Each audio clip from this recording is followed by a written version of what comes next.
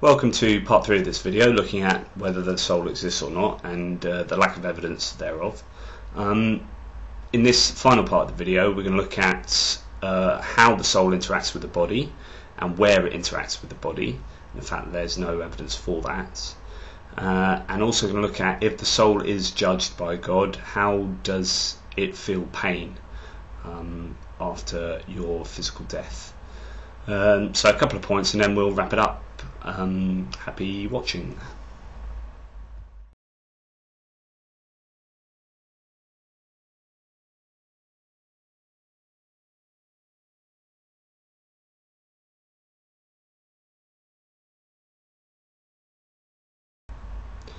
Further problems in believing that a soul exists are exactly how does a soul interact with the physical body.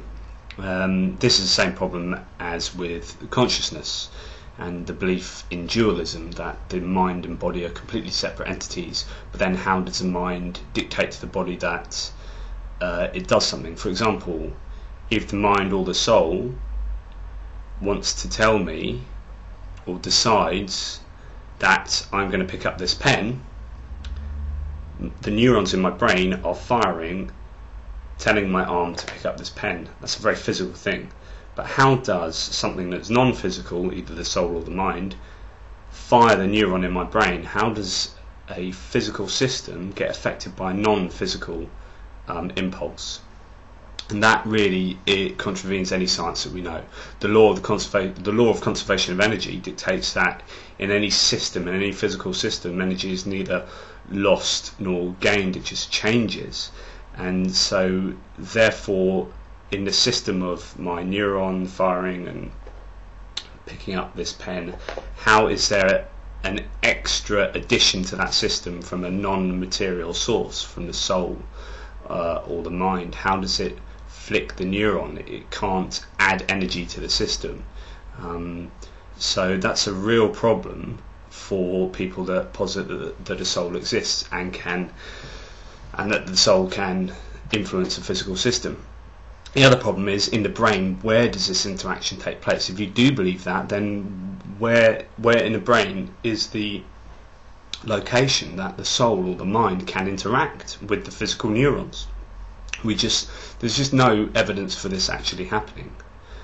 So that's a massive problem in my opinion, this interactionism between the soul or the mind and the body.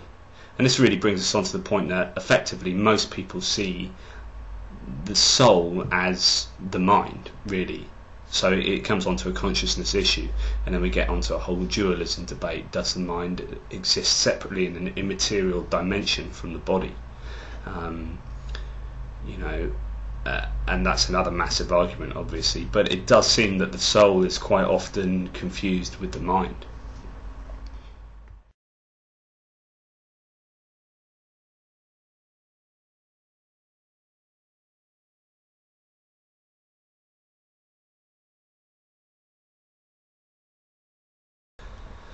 So assuming that a soul does exist, and you are, for example, a Christian, and you believe that you are judged at death, and you are left wanting, your soul is found wanting, and you are condemned to hell, some kind of old school notion of hell, or any notion of an afterlife that revolves around physical pain, or the feeling of pain even, or the feeling of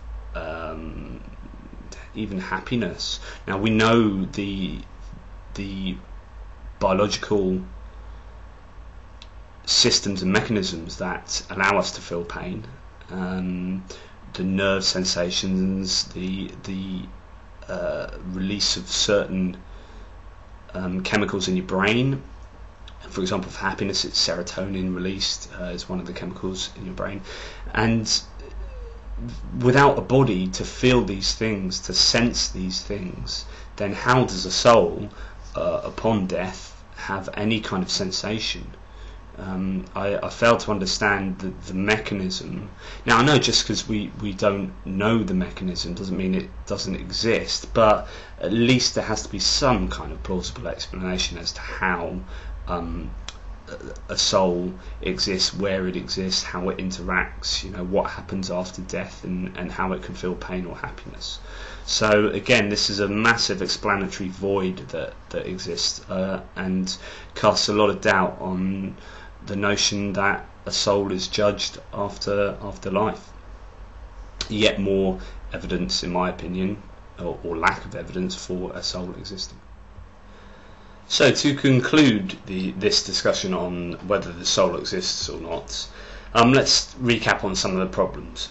First of all, we have Occam's razor, which says that positing something which requires extra explanation, extra layers of explanation, is not adequate. Usually the simplest and most explanatory, powerful explanation is the best. And so saying that something requires an even deeper level of explanation, another dimension of existence outside of this physical world, really contravenes what Occam's razor is saying. So that's the first point.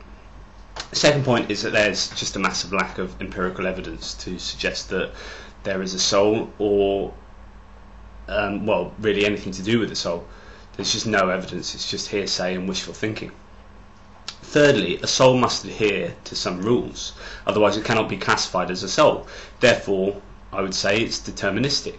For something to be defined, it must have strict properties, otherwise it's not what it cannot be claimed to be. What are these rules, and how can a soul therefore exhibit free will? See Occam's razor again. We have the mind-body dualism problem, and determinism against free will issues.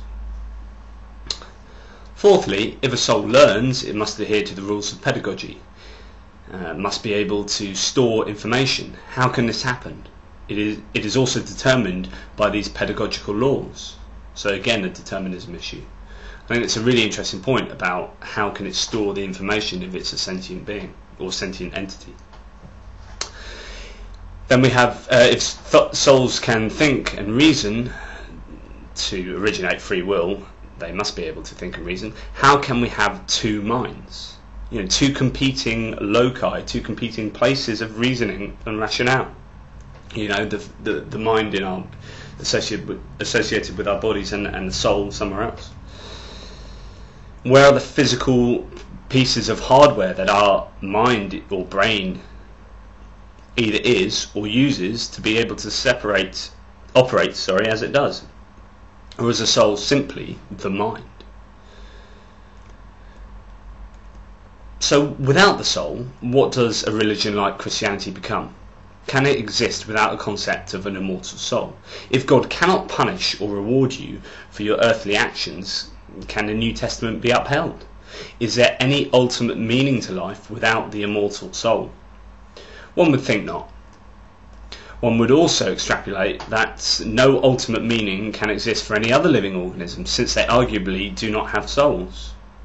The immortal soul is absolutely necessitated by the doctrines and texts of the New Testament, even though we cannot find any proof of its existence.